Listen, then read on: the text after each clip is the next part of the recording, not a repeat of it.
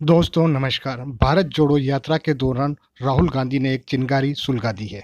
इसके लिए मैं आपको एक कहानी सुनाता हूँ। इसे आप कहानी ही समझिएगा, मेरी तो ये कोरी कल्पना है।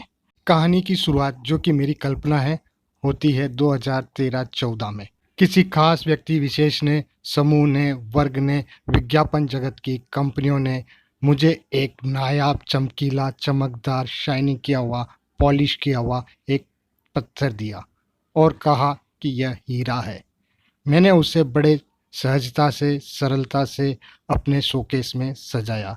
साथ ही मेरे पास रखे हुए एक कांच के टुकड़े को, जो कि धूल धूसरित था, गंदा था, उस शोकेस के पास रख दिया था। यह समझने के लिए, यह तुलना करने के लिए कि असली हीरा कौन सा है।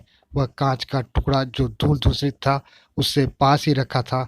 समय के साथ वक्त बदला।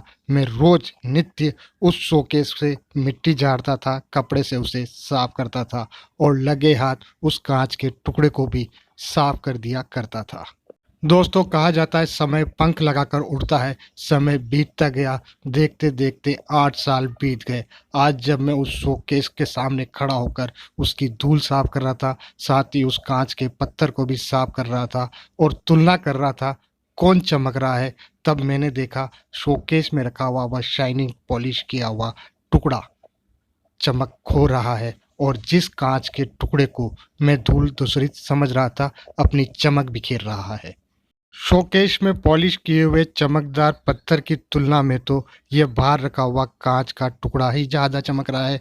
मैं अचंभित हो गया जब मैंने ये देखा कांच का टुकड़ा ज़्यादा चमक रहा है और शोकेश में रखा हुआ डायमंड की शाइनिंग कम होती जा रही है। जिसे शोकेश में जमाया था वो ओरिजिनल डायमंड है या वह कांच का टुकड़ा जो मैंने उसके बाजू में रख दिया था और अपनी चमक बिखेर के वो सिद्ध करना चाह रहा है ओरिजिनल डायमंड वही है। क्योंकि उस पर न तो कोई पॉलिश की गई है, न ही उसे चमकाने का प्रयास किया है। उसकी जो नैसर्गिक प्राकृतिक चमक है, वो उस मिट्टी के झड़ने के बाद जो रोज मैं उससे कपड़े पर पूछता था, अपनी बिखेर रहा है नेचुरल और प्राकृतिक चमक। ओरिजिनल डायमंड जिसमें एक प्राकृतिक गुण होता है, उसकी चमक अगर धूल मिट्टी से साफ कर दिया जाए तो वह अपनी प्राकृतिक चमक देने लगता है। डायमंड का व्यक्तित्व यह होता है कि वह अपनी प्राकृतिक चमक, चाहे उसे तराशा चाहे न तराशा जाए, वह चमक देता है। इशारों इशारों में आप समझ ही गए हैं मैं किसके व्यक्तित्व के, किसके संदर्भ में ये बातें बोल रहा हूँ। प्राकृतिक नैसर्गिक सौंदर्य और कृत्रिम बनावटी सौंदर्य में अंतर आप भली भांति पहचानते हैं। कागज के फूल आकर्षक हो सकते हैं, मुरझाते नहीं हैं, लेकिन उनमें एक खामी होती है, उनमें महक नहीं होती है।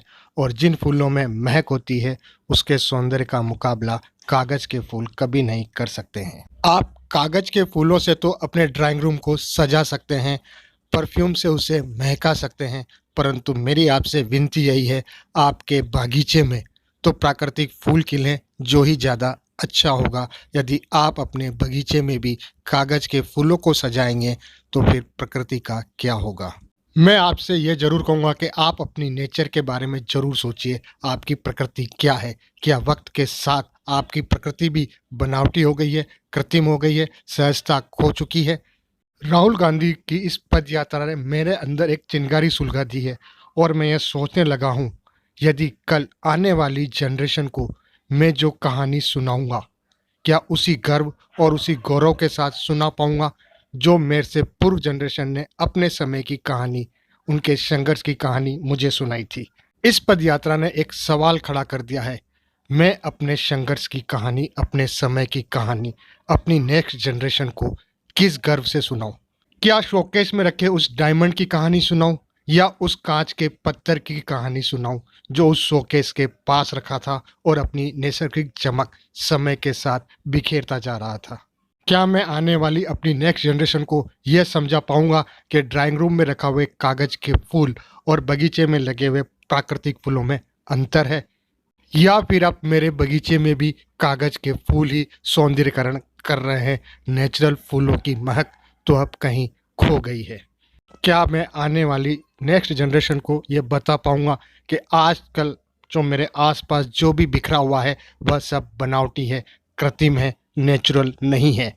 और शायद मैं अपनी नेक्स्ट जनरेशन को यह समझा नहीं सकूंगा कि प्राकृतिक और कृत्रिमता में क्या अंतर है। संभवतः मैं अपनी प्रकृति ही खो चुका हूँगा और मेरी प्रकृति भी बनावटी हो गई होगी, कृत्रिम हो गई होगी, जिस वजह से मैं ये अंतर नेक्स्ट जनरेशन को नहीं समझा पाऊँगा।